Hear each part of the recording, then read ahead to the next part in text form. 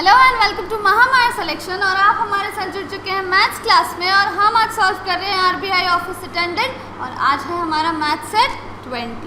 तो चलिए देखते हैं कि आज के सेशन में हमारे पास क्या क्या क्वेश्चंस हैं। तो हमारा जो फर्स्ट क्वेश्चन है वो एक डीआई का क्वेश्चन है, यानी डेटा इंटरप्रिटेशन का क्वेश्चन है। डेटा इंटरप्रिटेशन करीब 5 मार्क्स की क्वेश्चन इससे पेपर में होते ही होते हैं। सो ये हमारे लिए काफ़ी इंपॉर्टेंट और स्कोरिंग टॉपिक है। चलिए देखते हैं कि आज हमारे पास क्या है। आज हमारे पास एक बार ग्राफ है और क्वेश्चन को पढ़ते हैं। क्वेश्चन है a bar graph showing the heights of 6 mountain peaks, study the bar graph and answer questions.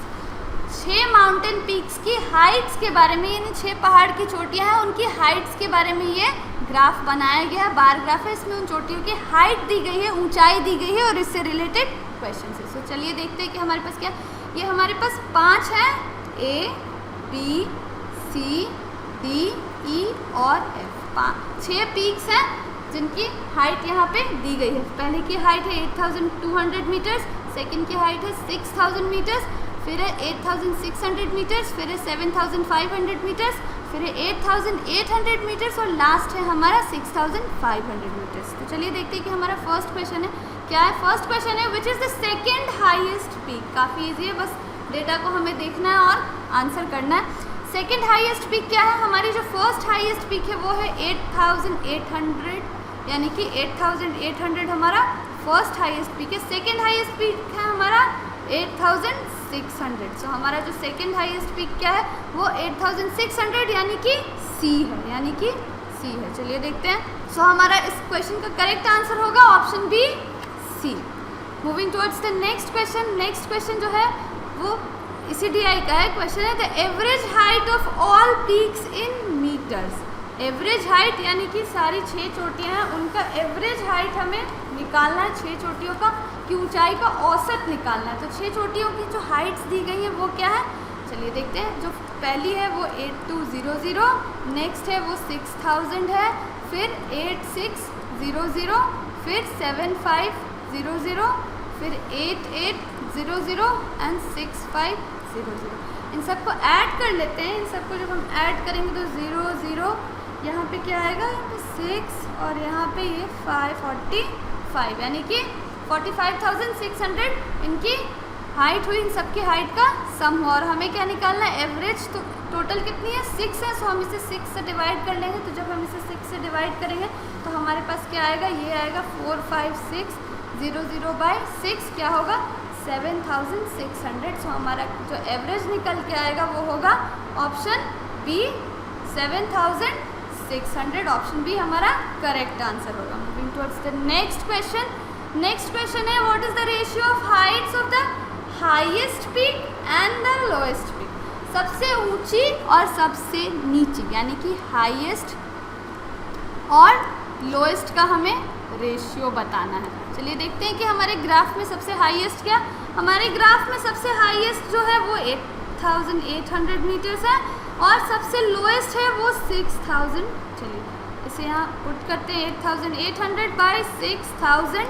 सो हमारा जो अब ये रेशियो आएगा वो क्या आएगा, ये होगा 0 से 0 कैंसिल आउट। सो 88/60 अगर 4 से डिवाइड करें तो हमारे पास क्या आएगा, ये आएगा 15 टाइम्स में जाएगा और ये 22 टाइम्स में जाएगा। सो हमारा रेशियो क्या निकल के आएगा 22:15, यानी कि हमारा ऑप्शन ए करेक्ट आंसर होगा। Moving towards the next question. जो नेक्स्ट क्वेश्चन इसी डीआई का है वो है when the heights of the given peaks are written in ascending order what is the average of middle 2 peaks.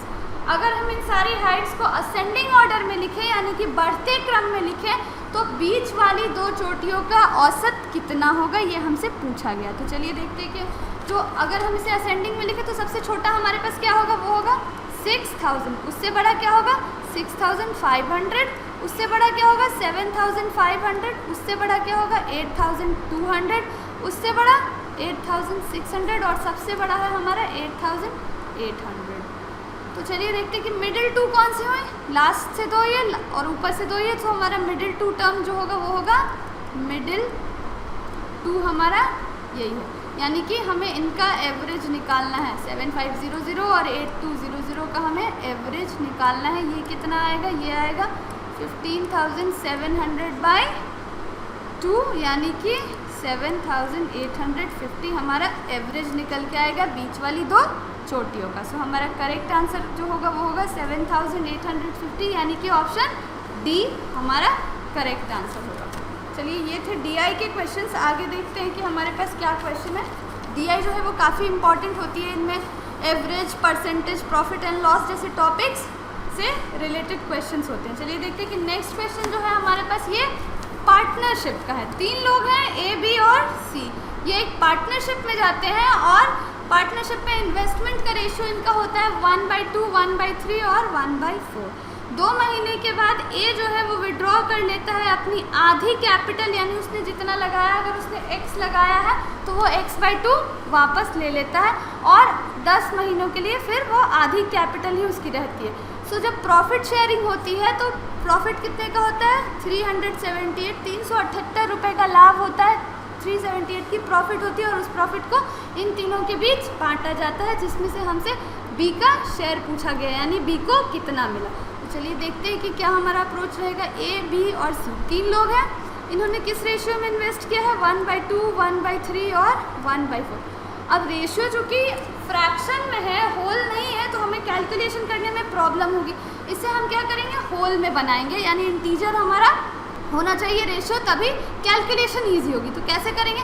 इन तीनों को ऐसे किसी नंबर से हमें नंबर ऐसा ढूंढना है जिससे ये डिवाइड कर सके, यानी कि अगर हम 12 से इन तीनों को मल्टीप्लाई करें, 12 से ये तीनों डिवाइड होते हैं, यानी कि यहाँ पे क्या आएगा हमारा? 6 आएगा, यहाँ पे क्या आएगा हमारा? 4 आएगा और यहाँ पे क्या आएगा हमारा? 3 आएगा। सो A, B और C की इन्वेस्टमेंट का रेशियो हो गया 6:4:3। तो अब मान लेते हैं कि A ने 6x इन्वेस्ट किया है, B ने 4x और C ने 3x इन्वेस्ट किया। प्रॉफिट हमारा क्या होता है? Investment into time. Investment into time हमारा प्रॉफिट होता है।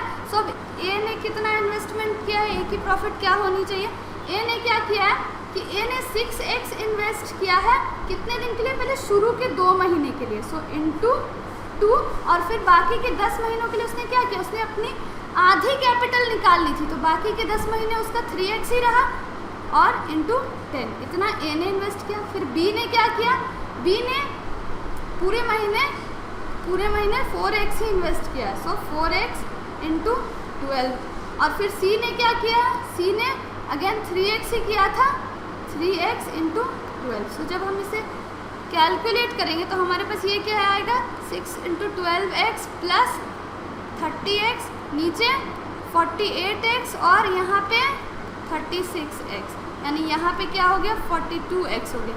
सो A, B और C का प्रॉफिट का रेशियो क्या हो गया? 42x, 48x और 36x। इसे सिंप्लीफाई करेंगे आगे हम, तो क्या रेशियो निकल के आएगा? 7, 8 और 6। तो ये इनका रेशियो। अब हमसे पूछा क्या गया? B का शेयर पूछा गया, तो B शेयर क्या हमारा होगा? B का शेयर जो हमारा निकल के आएगा वो B ने कितना किया? 8 और 7 + 8 + 6 कितना होता है हमारा? ये 21। और टोटल प्रॉफिट हमें कितना दिया हुआ है? 378। सो हम 378 से मल्टीप्लाई करेंगे, तो ये जो होगा हमारा 18 टाइम्स में, ये 21 से 18 टाइम्स में चला जाएगा। 18 × 8 हमारा 144। सो B का शेयर कितना होगा? 144 रुपये, यानी कि हमारा करेक्ट आंसर जो होगा वो होगा ऑप्शन A 144। आगे देखते हैं। आगे जो नेक्स्ट क्वेश्चन है वो हमारा परसेंटेज का है। क्वेश्चन है 1100 boys and 700 girls are examined in a test. 42% of the boys and 30% of the girls pass. The percentage of the total who failed is. Question में 1100 लड़के हैं और 700 लड़कियां हैं जो एक एग्ज़ाम देते हैं, और इसमें से 42% बॉयज़ पास कर जाते हैं और 30% गर्ल्स पास कर जाती हैं। तो हमसे पूछा गया है कि टोटल परसेंटेज क्या है उन लोगों का जो फेल कर जाते हैं, जो पास नहीं करते हैं। तो चलिए सॉल्व करते हैं। बॉयज़ कितने हैं? 1100। गर्ल्स कितनी है हमारे पास? 700। और 42% बॉयज़ पास करते हैं, तो बॉयज़ पास्ड यानी कि 42%। सो 42% ऑफ 1100। और गर्ल्स जो पास करती हैं वो कितनी है? वो 30% है, 30% ऑफ 700। सो ये जो हमारे पास निकल के आएगा वो क्या होगा? ये होगा 42/100 × 1100 प्लस 30/100 इंटू 700, ये कितने बच्चे होंगे जो पास करेंगे। सो ये क्या निकल के आना चाहिए यहाँ पे 42 इंटू 11 हमारे पास होगा 462, और यहाँ पे ये जो होगा 30 इंटू 7 हमारे पास क्या होगा 210। सो कितने बच्चे पास करते हैं 462 प्लस 210 यानी कि 672 बच्चे पास करते हैं। सो फेल कितने करेंगे, टोटल बच्चे हमारे पास कितने थे 1100 बॉयज़ और 700 गर्ल्स यानी कि 1800, 1800 बच्चे टोटल हैं और उनमें से पास कर रहे हैं सिर्फ 672। तो फेल कितने करेंगे 1800 माइनस 672 यानी कि जो फेल करने वाले बच्चे हैं वो है 1128। अब इसको कैसे परसेंटेज हमें निकालना, परसेंटेज ऑफ टोटल हो फेल्ड, कितने बच्चे फेल करते हैं, तो 1128 बाय टोटल बच्चे 1800 इंटू 100। तो ये हमारा रेशियो जो निकल के आएगा वो रेशियो हमारा करीब होगा 62.66 होगा, यानी कि 62/2/3। सो हमारा जो करेक्ट आंसर होगा वो होगा ऑप्शन बी 62/2/3, ये हमारा करेक्ट आंसर होगा। चलिए आगे देखते हैं। आगे जो हमारे पास क्वेश्चन है वो है नंबर का, and the question is the sum of the two numbers is 12 and their product is 35। What is the sum of the reciprocals of these numbers. Question के अकॉर्डिंग दो नंबर्स हैं जिनका सम, जिनका योग कितना है 12, जिनका जोड़ 12 है और उन्हें जब गुना किया जाता है तो हमारे पास क्या आता है 35 आता है। तो हमसे पूछा गया है इनके रेसिप्रोकल्स का सम कितना होगा। चलिए क्वेश्चन को सॉल्व करते हैं। मान लेते हैं कि वो दो नंबर जो है, एक नंबर ए है और एक नंबर बी है, इनका सम कितना दिया हुआ है हमें 12, और जब इन्हें गुना किया जाता है यानी ए इंटू बी किया जाता है तो ये कितना 35। हमसे क्या पूछा गया रेसिप्रोकल। अब रेसिप्रोकल क्या होता है, अगर कोई नंबर x है तो इसका रेसिप्रोकल 1/x होता है, यानी कि अगर a है तो हमारे पास क्या होगा 1/a प्लस 1/b, यही तो हमसे पूछा गया है, इसका सम हमसे पूछा गया है। तो चलिए देखते हैं 1/a प्लस 1/b को जब हम करेंगे तो नीचे a भी होगा, इनका एलसीएम लेंगे तो a भी, और ऊपर में a प्लस b, और ये तो हमें मालूम है a प्लस b भी हमें मालूम है और a भी हमें मालूम है। a प्लस b कितना है 12 और a b कितना है 35। सो हमारा करेक्ट आंसर क्या होगा, हमारा करेक्ट आंसर होगा option A 12/35। Moving towards the next question. Next question है हमारा A certain sum of money amounts to rupees 1008 in 2 years and to rupees 1164 in 3.5 years. Find the sum and rate of interest. SI का question है, यानी साधारण ब्याज का question है। Question के अकॉर्डिंग एक अमाउंट है, एक हमारा प्रिंसिपल है पी, वो 2 साल में 1008 रुपये हो जाता है और 3.5 साल में 1164 रुपये हो जाता है। तो हमसे पूछा गया है कि हमारा जो सम है पी कितना होगा और हमारा रेट ऑफ इंटरेस्ट कितना होगा। तो चलिए देखते हैं कि इसको कैसे हम सॉल्व करेंगे। 2 साल के लिए हमारा अमाउंट 2 इयर्स के लिए कितना है 1008, और यही अमाउंट हमारा 3.5 साल के लिए कितना है, ये है 1164। सो हमारा जो 1.5 साल का एसआई होगा, एसआई 1.5 ईयर्स, एसआई जो होता है हर साल के लिए सेम होता है। जो हमारा चक्रवृद्धि ब्याज होता है, कंपाउंड इंटरेस्ट होता है, वो अलग होता है, लेकिन एसआई जो होता है वो हर साल के लिए सेम होता है। तो 1.5 साल के लिए हमारा एसआई कितना होगा, वो होगा जब हम इसे माइनस करेंगे तो हमारे पास क्या आएगा 156 रुपये। सो 156 रुपये हमारा 1.5 साल का 1.5 ईयर्स का एसआई है। सो अब आगे क्या करना है, हमें अभी 2 साल का एसआई निकालना है। एसआई फॉर 2 इयर्स, 2 साल का हमारा एसआई कितना होगा, ये 1.5 साल का है और हमें कितना निकालना है 2 साल का निकालना है। तो हम क्या करेंगे 156 को 2/3 से इंटू करेंगे, इंटू 2, तो हमारा 2 साल का एसआई निकल जाएगा, जो होगा कितना 208 रुपये। ये 208 रुपये होगा। आगे देखते हैं, आगे हमें क्या प्रिंसिपल। अब चूंकि हमें एसआई पता है और अमाउंट पता है, एसआई भी पता है और अमाउंट पता है, तो प्रिंसिपल हमारा निकल सकता है।